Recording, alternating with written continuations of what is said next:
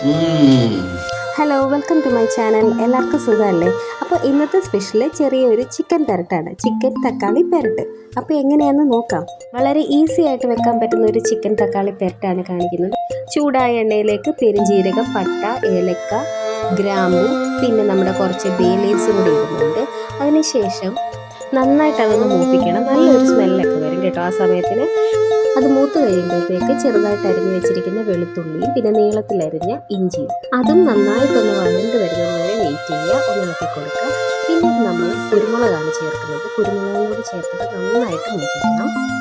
ഇഞ്ചി മൂത്ത് കഴിയുമ്പോഴത്തേക്ക് സവാള കനം കുറച്ച് അരിഞ്ഞിട്ട് വേണം സവാള ഇടാനായിട്ട്. പിന്നെ കുറച്ച് വറ്റൽമുളക് പൊടിച്ചതും ഉപ്പും കറിവേപ്പിലയും ചേർത്തിട്ട് സവാള നന്നായിട്ട് വഴറ്റണം. ഒരു ബ്രൗൺ കളറാവുന്നത് വരെ ഞാൻ വഴറ്റിയിട്ടുണ്ടായിരുന്നു.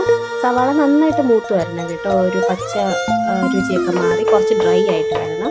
ഇനി നമുക്ക് ഇതിലേക്ക് ആവശ്യമുള്ള പൊടികളാണ് ഇടുന്നത്. മഞ്ഞൾപ്പൊടി, മല്ലിപ്പൊടി, പിന്നെ കുറച്ച് മുളക് പൊടി. ഇവിടുത്തെ മുളക് പൊടിക്ക് ഭയങ്കര എരിയായതുകൊണ്ട് ഞാൻ കുറച്ച് മാത്രമേ ഇടുന്നുള്ളൂ. ആവശ്യത്തിനനുസരിച്ച് എരി ചേർക്കാം.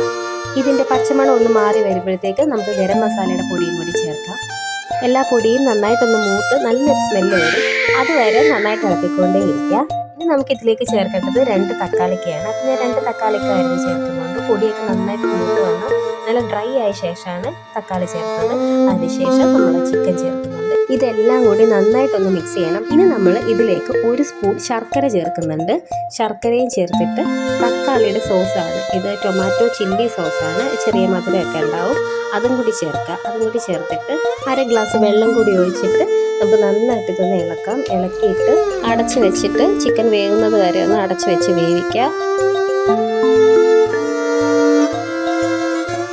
10 മിനിറ്റിന് ശേഷം ഒന്ന് ചെക്ക് ചെയ്യണം കേട്ടോ. ആ സമയത്ത് നമുക്ക് ചിക്കൻ വെന്തിട്ടില്ലെങ്കിൽ കുറച്ച് സമയം കൂടി അടച്ച് വെച്ച് വേവിക്കണം.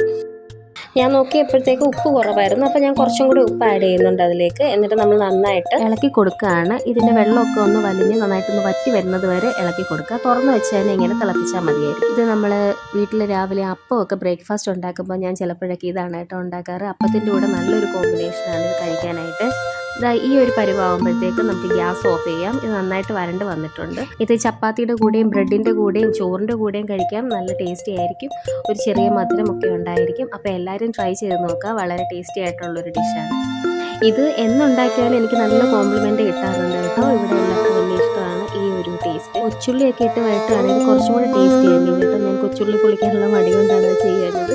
കൊച്ചുള്ളി ഇട്ടില്ല എന്ന് പറഞ്ഞ് ടേസ്റ്റിന് കുറവൊന്നുമില്ല. സവാള ഇട്ട് വെച്ചാൽ നല്ല ടേസ്റ്റാണ്. അപ്പോൾ എല്ലാവരും ട്രൈ ചെയ്ത് നോക്കുക. അപ്പോൾ ഈ ചാനൽ സബ്സ്ക്രൈബ് ചെയ്യാനും വീഡിയോ ലൈക്ക് ചെയ്യാനും ഷെയർ ചെയ്യാനും മറക്കല്ലേ. അപ്പോൾ ഇനി അടുത്ത വീഡിയോയിൽ കാണാം കേട്ടോ. Thank you for watching.